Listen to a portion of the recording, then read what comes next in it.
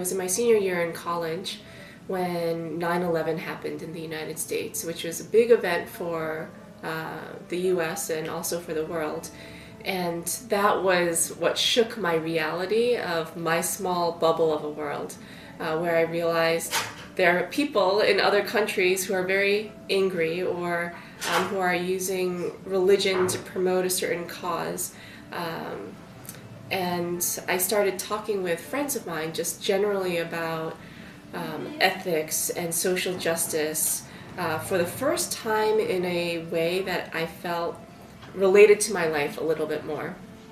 And I don't know how many people often do this, but one of the conversations that we had among our friends was just putting ourselves back into different parts of history of had we, in our case, it was had we lived back in during the times of slavery in the United States centuries ago, what would we have done? Because in that time period, it wasn't very clear what was right, what was wrong, because some very well-intentioned people supported the system of slavery. And I can imagine having other conversations around the world of other times in history, whether it was during certain war periods or the question of what would we have done in this horrific situation in history. And I remember recalling and vigorously fighting for a position that, based on my worldview and moral compass, had I lived back in the times of slavery, I hope I would have been the person who had the courage to be a strong abolitionist. And easy to say right now because I didn't have to live through those times.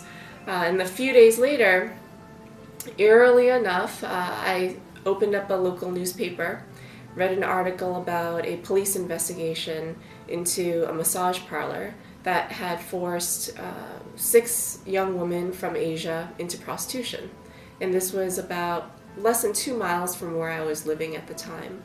And that was my first exposure to modern-day slavery and human trafficking, not only as a global social issue, but here in my own community and backyard.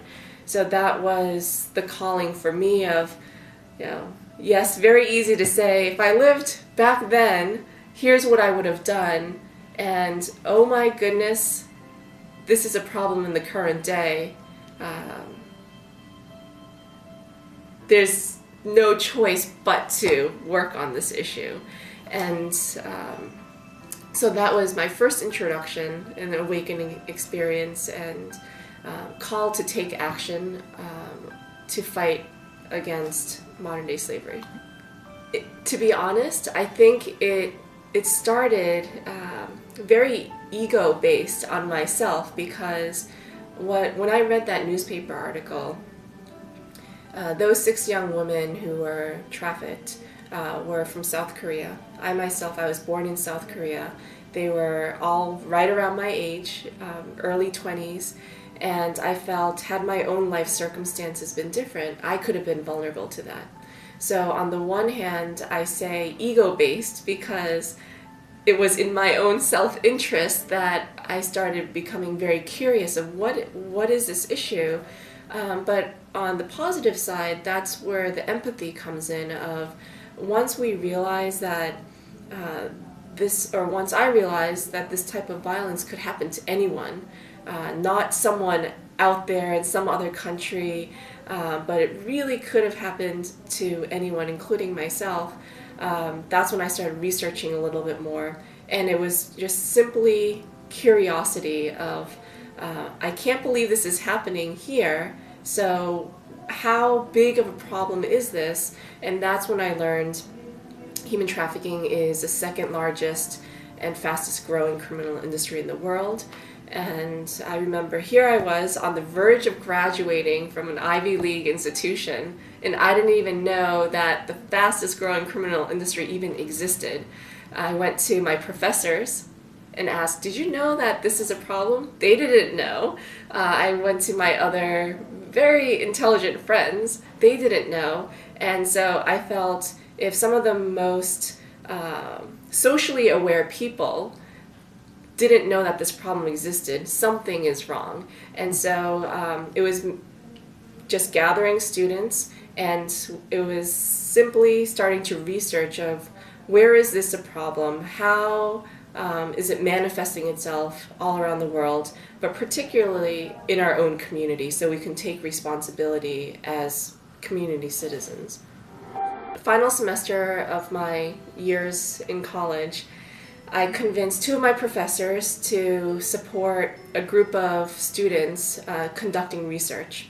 And Polaris Project's what we wanted to do was gather this research and just put it on the internet, because we felt if no one really knows what this is, at least we can put it on the internet where people gather information. And so we started doing that. And then the question became, okay, we have all this information in our heads, but what does this actually mean in terms of action? How are we actually changing the situation at all? So I just went online, did a search for how can I become involved, how can I volunteer, how can I intern, so I can meaningfully contribute to change. And I became very frustrated, because back then, if you wanted to work on human trafficking, you either had to work for the government, or you had to be a lawyer or a doctor or some other professional, and if you met certain criteria, then you can fight slavery. But as I mentioned, I'm just an average, normal community member, and I reflected on many social movements of the past, of how it really took a grassroots effort to fight social problems successfully. And so I said, okay, well, history has shown that there is power in an average community member, and I don't know what that actually means for me, because I never conceived of myself of, oh, I'm going to grow up and be a social entrepreneur. I'm going to grow up and that was not part of my identity. It was just, I see a problem, I want to take action. I don't really have a space to do that, and I don't know how to do it by myself. So one of my friends and I, we decided, well, let's create that grassroots entity in a spirit of a modern-day Underground Railroad, where it is really the community coming together and taking responsibility. So we wrote up a business plan. Our university had an annual entrepreneurship competition. We submitted that business plan. Venture capitalists judged it, and we ended up winning second place in the competition. That gave us about $2,500 as seed funding, and the day after graduation, packed up a moving truck, moved to Washington, D.C., because we wanted to work with the government and help change and create stronger laws on this issue. And so it was a very organic process of having the faith to take small steps and seeing what developed from that and bringing people on board over time. So I mentioned that first newspaper article that introduced me to the issue of human trafficking, where there were 6 young women from Asia forced into prostitution. They were found with cigarette burns on their arms, were not allowed to leave the brothel location, and eventually they were deported. And the police at the time, there was no law against human trafficking and slavery in its modern form. And the police, the most that they said is that the women lived under slave-like conditions, but they didn't have any legal tools to help the women. Our very first case when we moved to Washington, D.C., in now our new community, was if it's happening in the smallest state in the United States, where is it happening in the nation's capital? And again, it was a newspaper article that we read depicting a very similar situation, a massage parlor, undocumented immigrants from Asia, women didn't speak English, and they were arrested for prostitution. And I remember thinking, this sounds so similar to that first article we read. So I just picked up the phone, called the newspaper reporter, and said, Congress has now passed a new law on human trafficking, protecting victims. And these two women that you're writing about may actually be victims of human trafficking. Can you give us information about their case? So then the reporter, interested of that it could be human trafficking, he put us in touch with the investigators. Then we talked to the police and said, there's this new law on human trafficking. Would you give us permission to go in and talk to these women? Now these women, very similar to the first 6 women we talked about, that I talked about, were waiting to be deported. And the police gave us permission to go into the jail to talk to the women. So I remember this was a jail about 2.5 hours away from our office, and we had very little money at the time, and I was like, oh, can we even afford driving 2.5 hours to meet them? And we're like, okay, we have to meet them. So we drove. I spoke to them. They were ethnically Korean, and interviewed them to see what their situation was, and they both gave me a story that was identical, that nothing was wrong, they just arrived there, didn't seem to be human trafficking at all. So I said, well, it's kind of suspicious that they're telling me the same story, even though I interviewed them separately. And I told them, I'll come back next week to just see how you're doing. So we drove back to Washington, D.C. The next week, we drove back again, and I asked them similar questions of how are you? Are you sure you're not under any threats or coercion? And they're like, no, everything's fine. You don't even have to come back to see us. We feel bad that you're here. And so we drove back to DC, and I remember thinking, wow, maybe we just wasted money and time, and we were just wrong, and this isn't human trafficking. But I promised them I'll come back one final time. And on that third trip, I just remembered, like, can we really afford the $10 in gas to go out there? Is it worth our time? And I felt so conflicted, but I said, I made a promise, so I'm going to go. So we went back a third time. And on that third visit, both women just started breaking down, and they were crying, and they said, we are so sorry we lied to you, because the reality is we were brought into the United States thinking, promised a legitimate job. We were forced into prostitution, and the owner of the brothel said if we ever told our real stories, she would hurt our families back at home. And she was related to gang members. She had gang members as friends.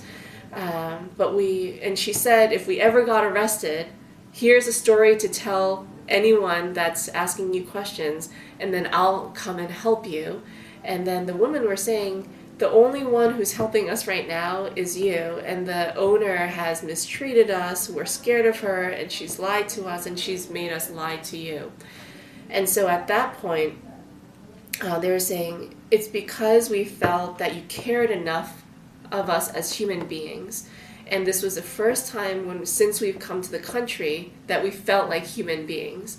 And they shared their full story, and it turned out to be human trafficking. So then, to make a long story short, we worked with the police, found them an attorney. Under the new laws, they were granted visas to stay in the United States as to be protected as victims of human trafficking. They were able to bring their family members over and essentially started a new life here, away from the trafficker. And that was our very first case after moving to Washington, D.C. And it seems so simple. It was just one community member seeing something, picking up the phone, caring enough to ask questions, and then it led to a series of events where these two women are now living in freedom. And it just amazes me of how one phone call changes people's lives. And we've seen that at Polaris Project over and over and over again, where it's not a magic formula, or it's not something where I feel, oh, it takes so much courage. It just takes interest in seeing like what is someone else's human condition, and it's really as simple as a phone call in many times. But usually when people think of slavery and really dark issues, they feel so overwhelmed of how can I fight this, and it's such a lucrative criminal business. Who am I to think I can do anything?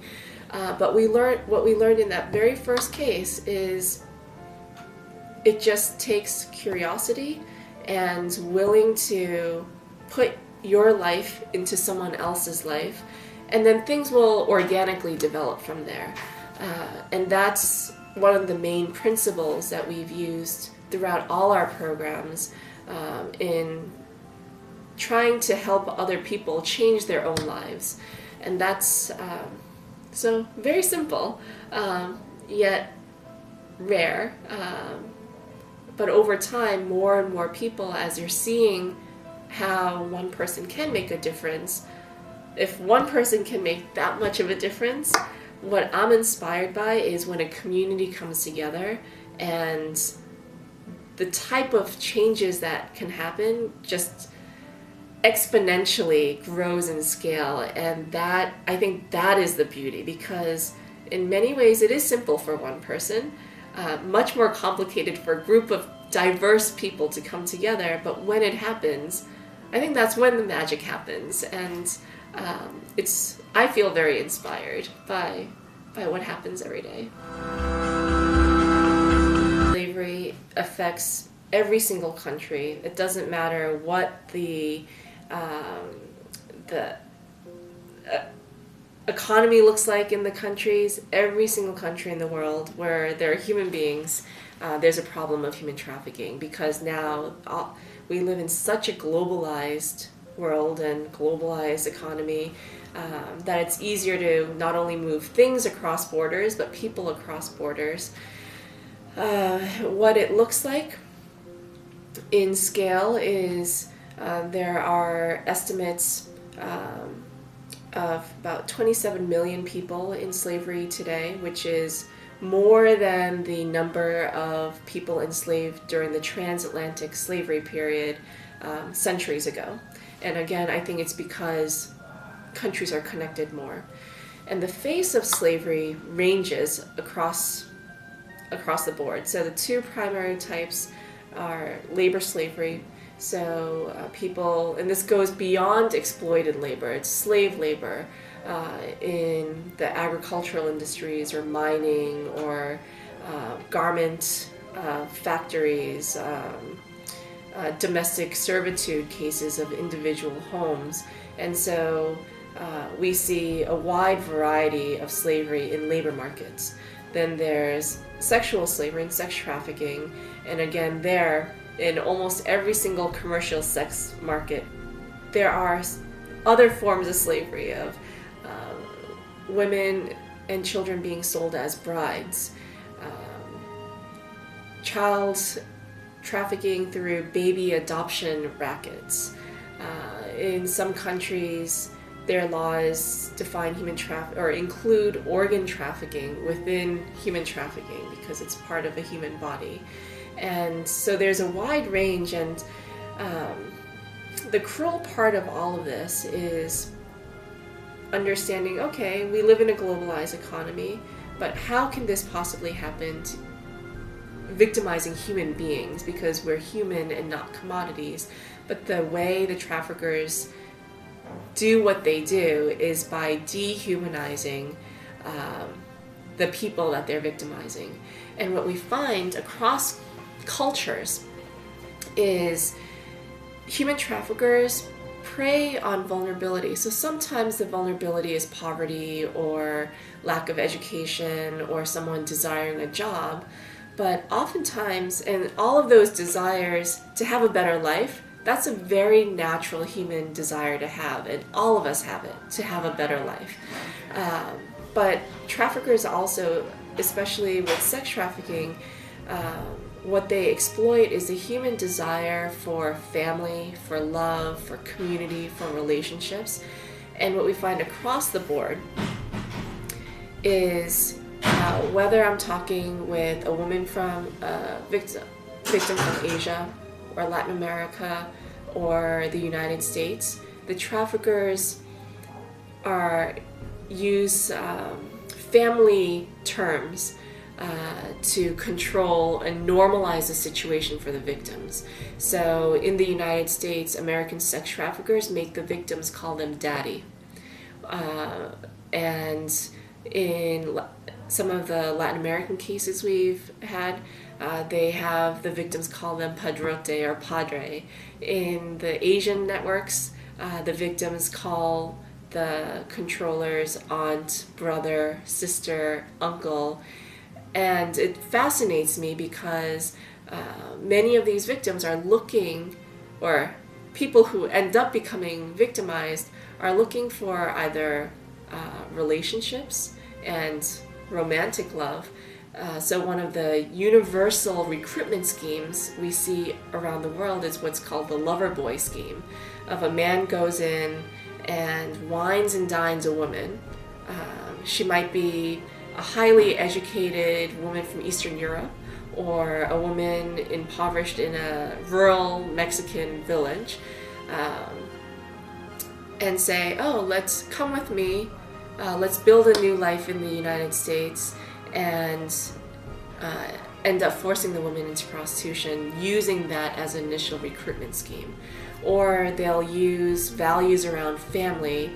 Maybe there are runaway children, or people looking for a father figure. So I feel in all the different cases we've seen in the United States and around the world, where the human traffickers most succeed is where the general community fails those people who are eventually put into human trafficking. So when the community cannot provide adequate social relationships or housing, or meet the basic needs of other community members, that's when the traffickers will come in and say, oh, you need housing? I'll provide housing. You need love? I'll provide that. And I think that's one of the sickest ways of exploiting very natural human need that we all have. And that's why I feel I always go back to the community of where are we failing and how could we patch up those gaps, because everywhere we fail, that's not just a vulnerability to the victim. It's a vulnerability that as a community we're responsible for. So oftentimes we'll blame that one particular victim of, oh, you should have known better, of couldn't you tell that he was not, there was something suspicious in the situation, or why did you agree to do that? And there's so much victim blaming. But imagine your question of just everyday people. We don't even realize it's going on. Who are we to then blame someone who may not have as much education as we do? If we can't know, those in our community who are even less privileged than we are, why would we blame them for not knowing and falling prey to these schemes? So I think, again, the community has a lot of responsibility, and the fact that trafficking is happening is something that we should be held accountable for. So, I strongly feel, with all the diversity in the world, and all the different world's religions and ideologies and political positions, that the most universal condition of human beings is a universal call to love, a need to be loved. And that's why I get so angry when human traffickers take advantage of that. So exploiting either a desire to be loved, or exploiting a desire to protect family out of love. And so the question, I see how it's exploited. I also see on the positive side of when that love is expressed in action, that's when history has shown society can completely transform. And so if I saw that book on that chair, who knows what that book says, but the main question I would ask is, whatever the book says,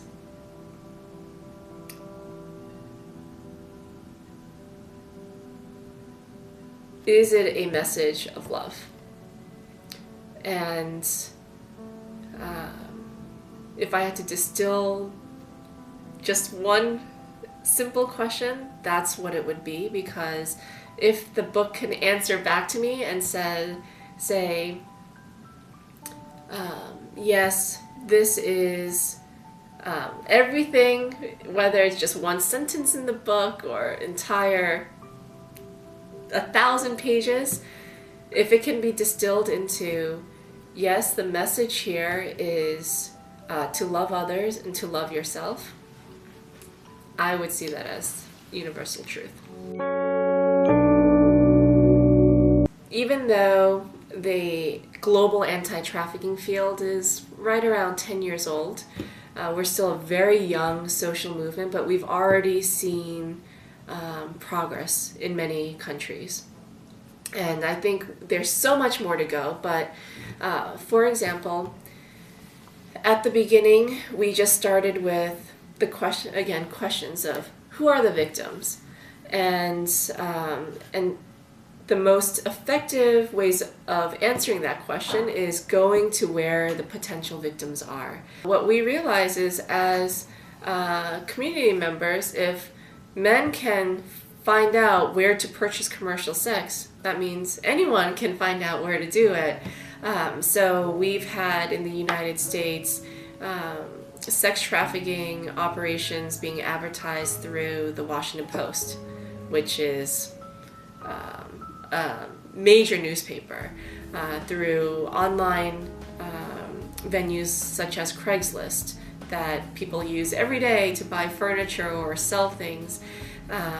And so one of the things that we did was look at where traffickers are advertising, and then tracing where people are being victimized, and then working in partnership with the community, with the police, to bring the victims out of their situation. So the most important thing that we did early on is when the police went and did their job on the investigation side, there were potential victims that came out of the woodwork, but they were often very scared to talk to the police because they're trained, don't trust the police.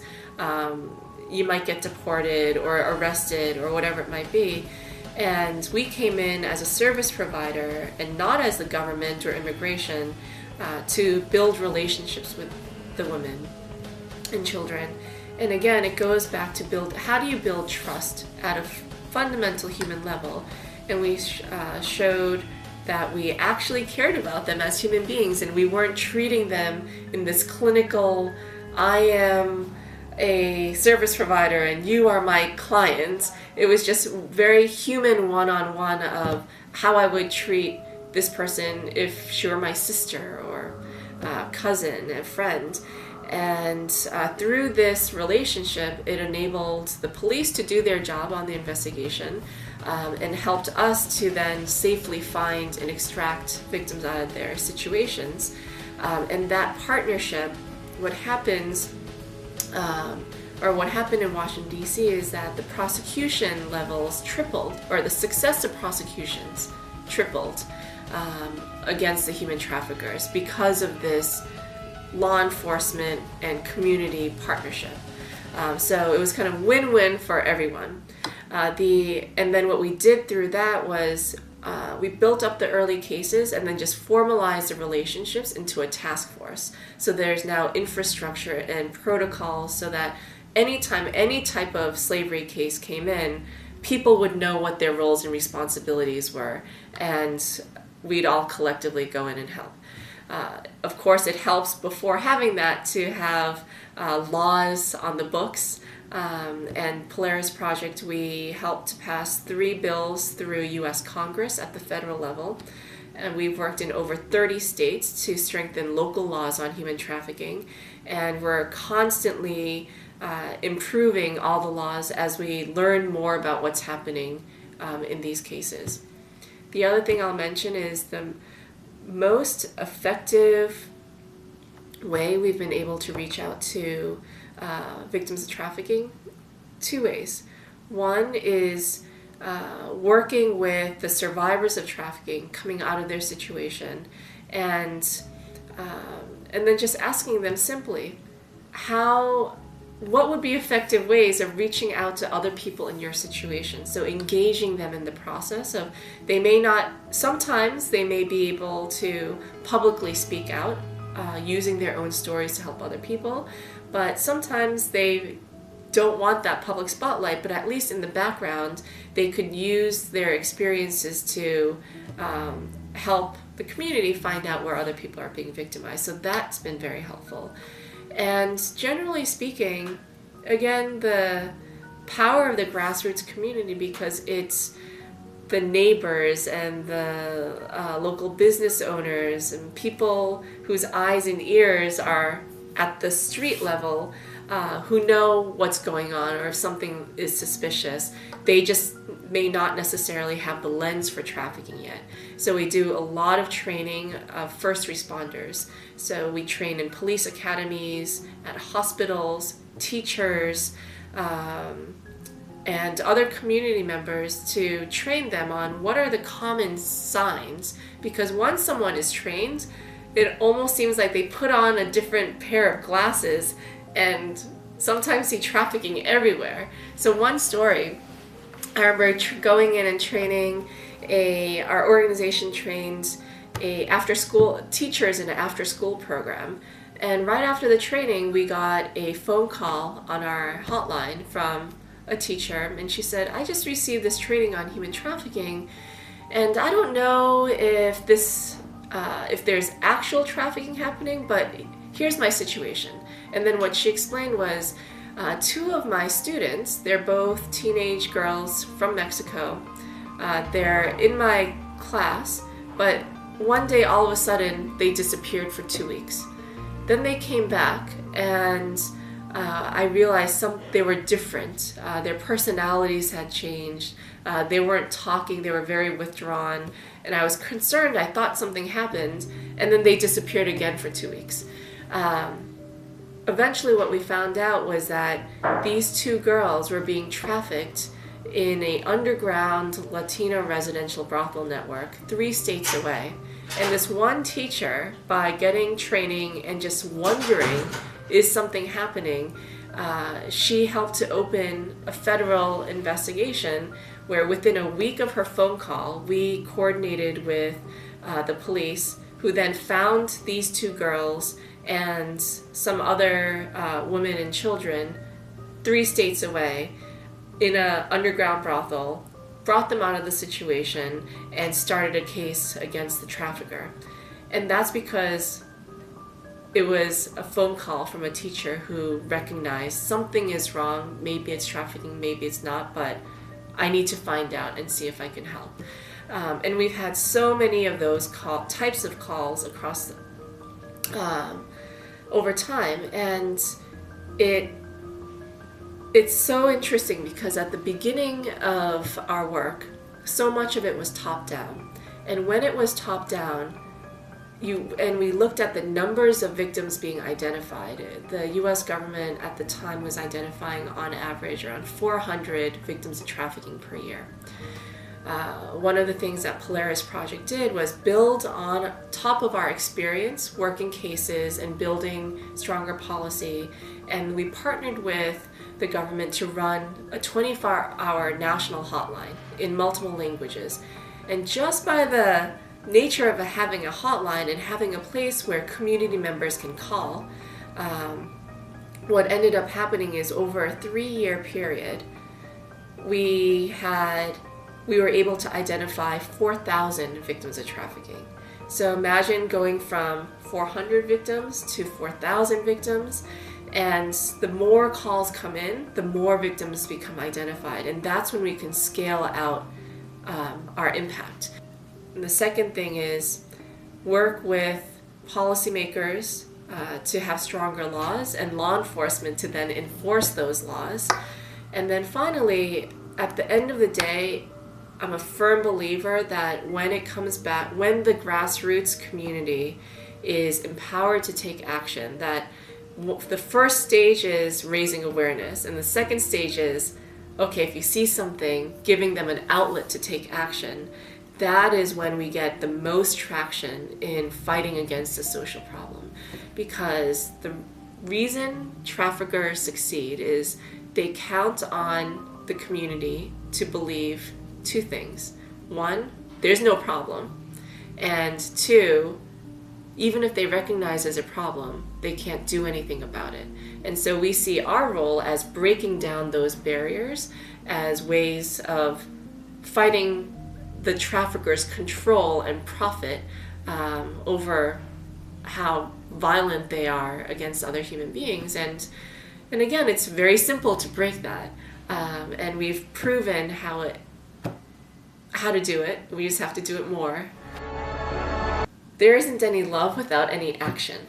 So no matter how much I may think I love someone, or I love a community, or I love a family, if I don't at the very least make an attempt to express that love, there's no way for me to actually know what love is.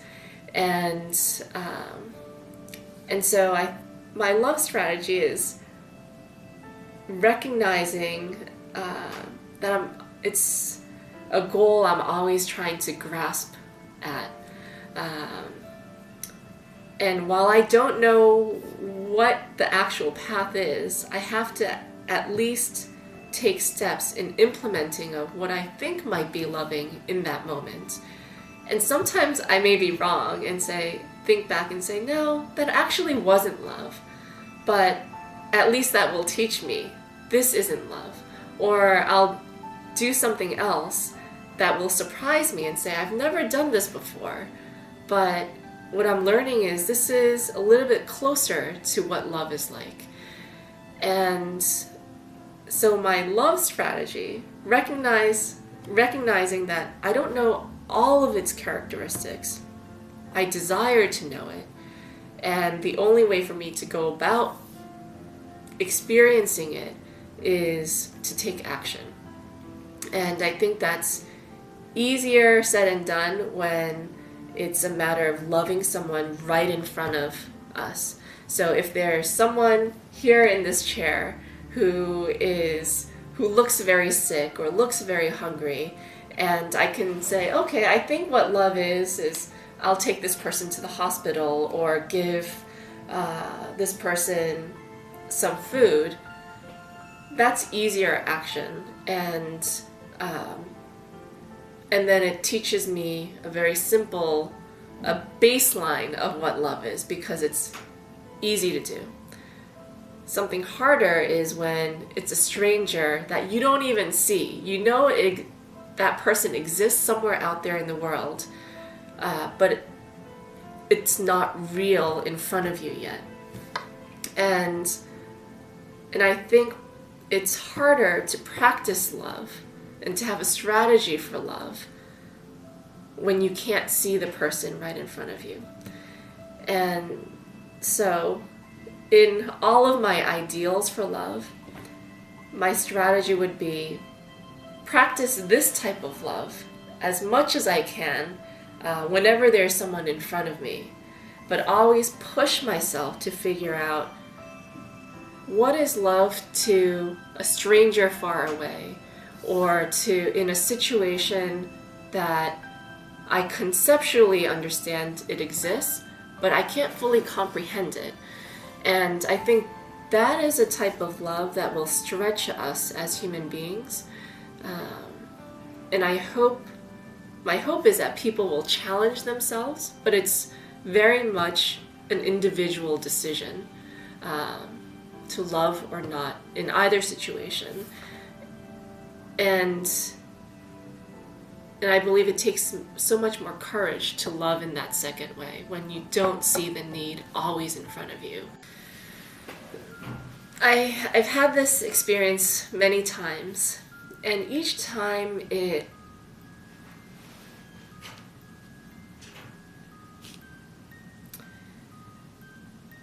hits me at a very deep level, where working on an issue like slavery or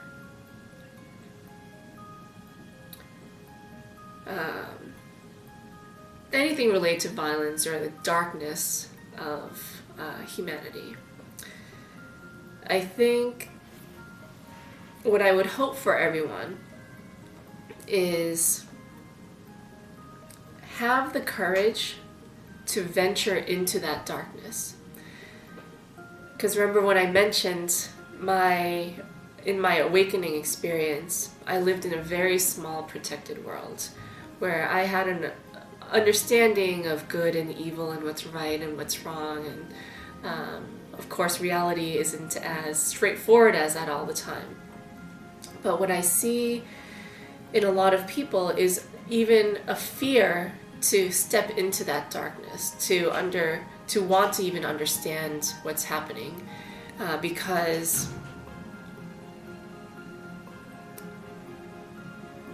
it can be very overwhelming. And so I have a lot of friends, people I care very dearly about, who choose to stay in a world that is full of light and full of beauty, and that is a good world to experience, because that is part of the human experience.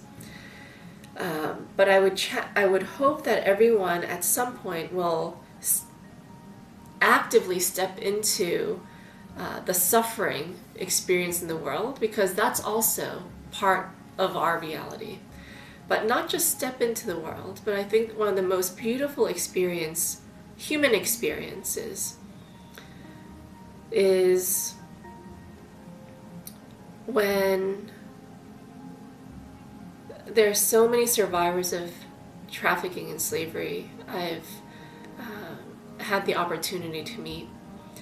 And when they first come out of their situation, I can see in their eyes, I see their face, the way they hold their bodies, how much the experience and the violence has stripped them of their own humanity. They're so out of touch with who they are because they've been used as objects by so many people and not treated as humans. And I see the suffering, and it just breaks my heart to see the emptiness in their eyes.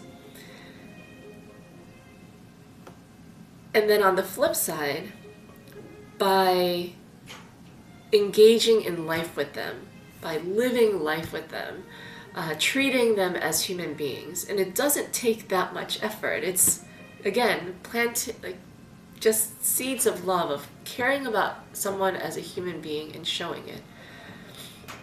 There have been so many times that I just have these visual images in my head of what someone looked like when they first came out of the situation, and with care and community and support and encouragement, inspiration. There comes a day, there are so many days when I've walked into a room to meet that very same person, and they look completely different. It's what we call, at Polaris, the sparkle moment. And by that we mean there's a light in their eyes, and you look at them and they're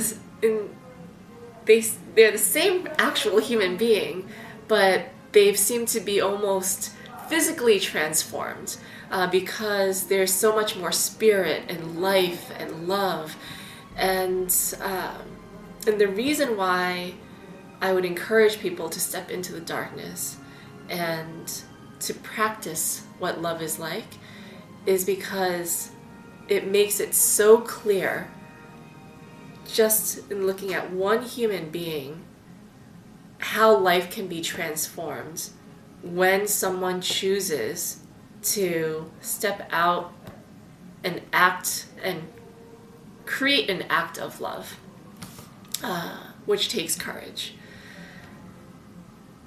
And I don't know how else to explain that, but that's one of the experiences where I wish every person had, because in seeing that transformation in someone else, it teaches me so much about my own humanity, and there's an incredible lesson of something that seems so simple and mysterious as love, of seeing the physical and spiritual transformation, in a sense, is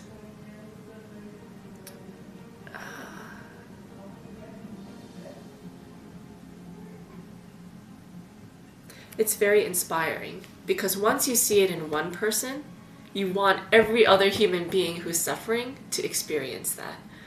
And my hope is that once someone sees that, they want to take more action and encourage other people to take more action, because it's such a beautiful transformation. And so it's not focusing on the darkness, but focusing on the beautiful transformation. When I was a child, I think I was about 6 years old, my father taught me how to ride a bicycle.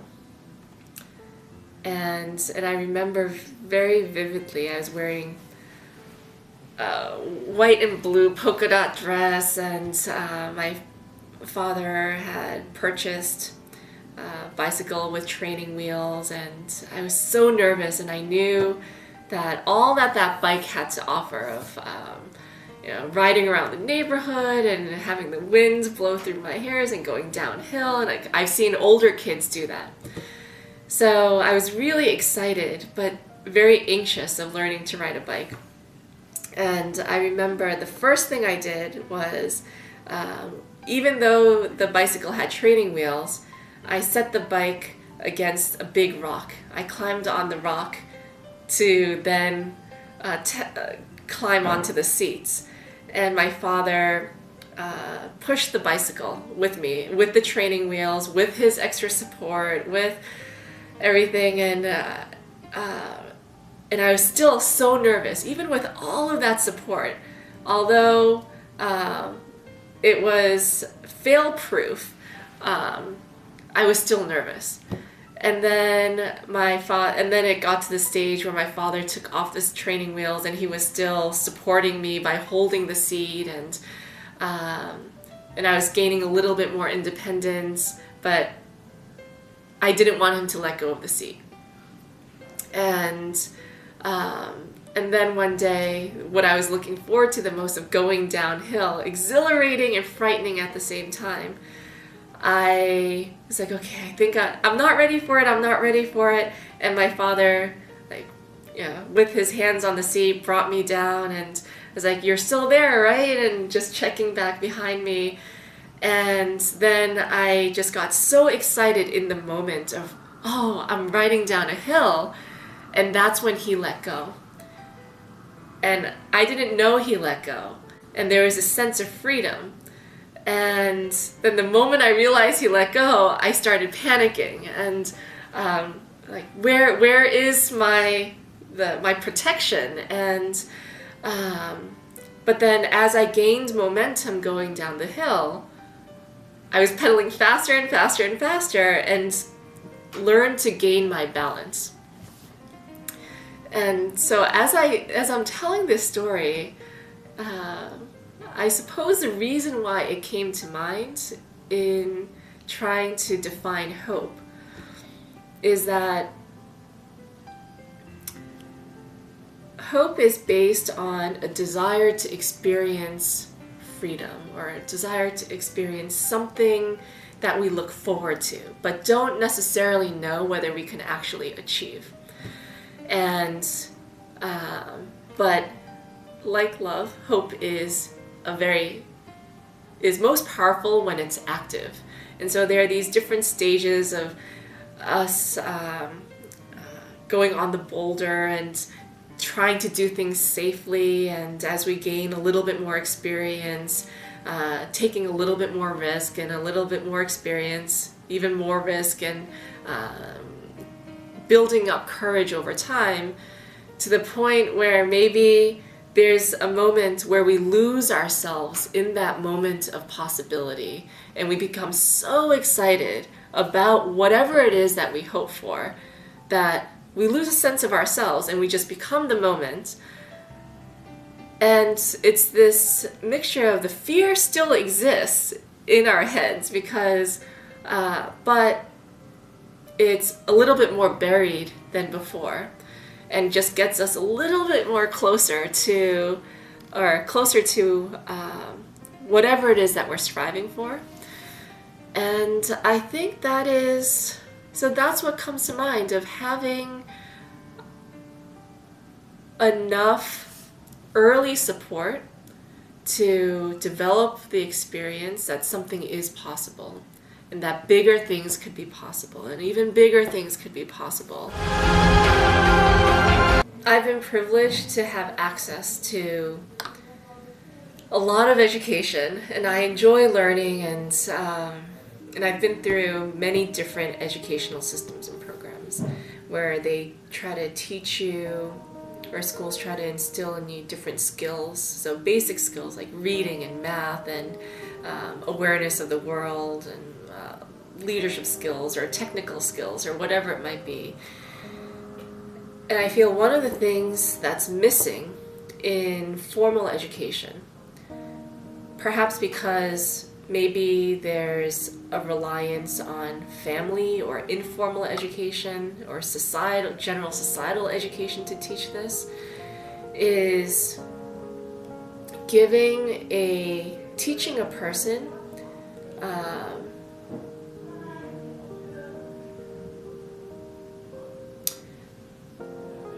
how to define their own values, moral compass, character, in a way where beyond all the skills and beyond